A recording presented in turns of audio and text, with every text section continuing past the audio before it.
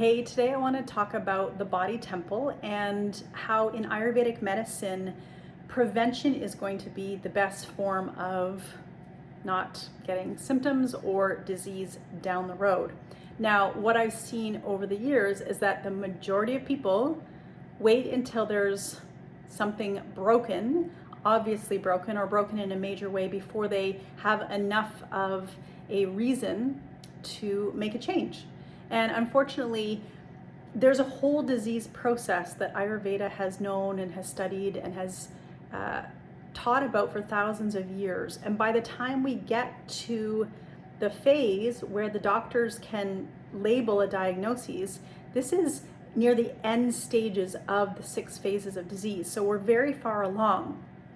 So working preventatively is a way that you invest in your health for the long term. And I know it's tricky because it's like, well, what's the motivator? Sometimes it's seeing a relative or a friend get a disease, maybe dealing with cancer or something, and they're young, or it's happened through your family generation. We all have different experiences that will inform how we work with our health and our body. And here's my plea. My plea is do not wait. Do not wait until you get the diagnosis. Do not wait to have symptoms that have been going on for so long. They might be mild and transient. This is where it gets tricky. We can have subtle symptoms that don't seem like a big deal. They don't stop our life in its tracks. But over time, these small niggling things that might be mild, they might come and go. They will develop into something greater and deeper in the body unless you course correct.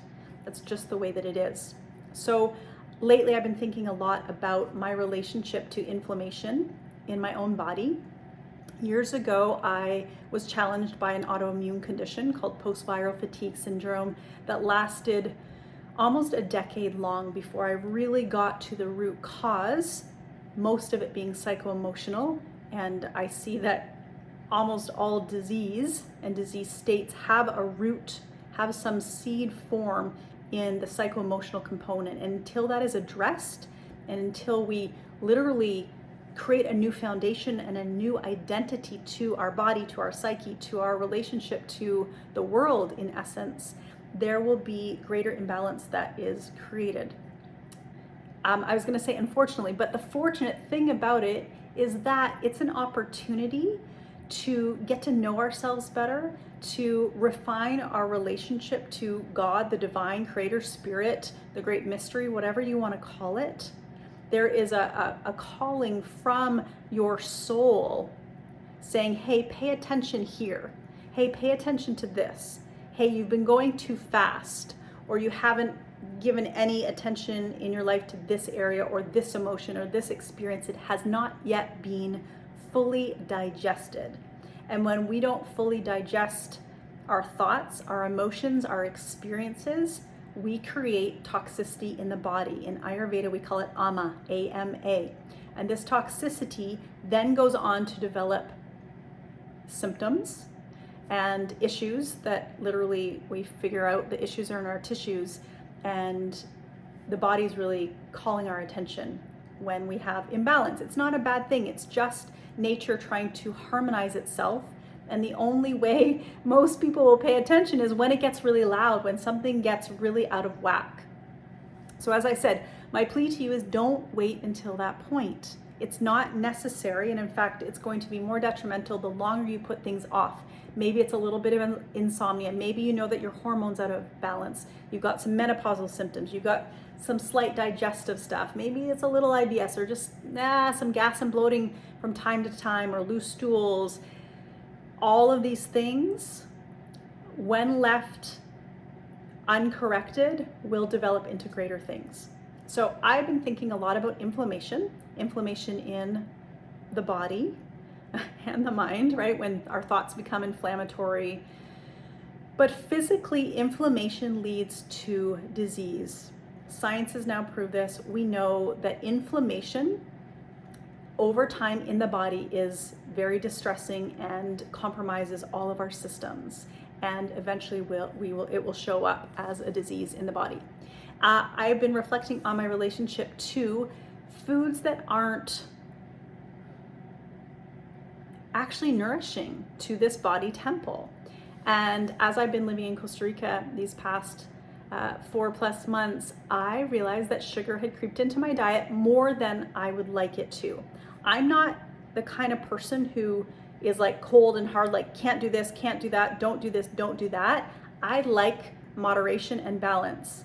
And I feel that in my body, things have gotten to a point where I am ready to step away from processed sugars, refined carbs.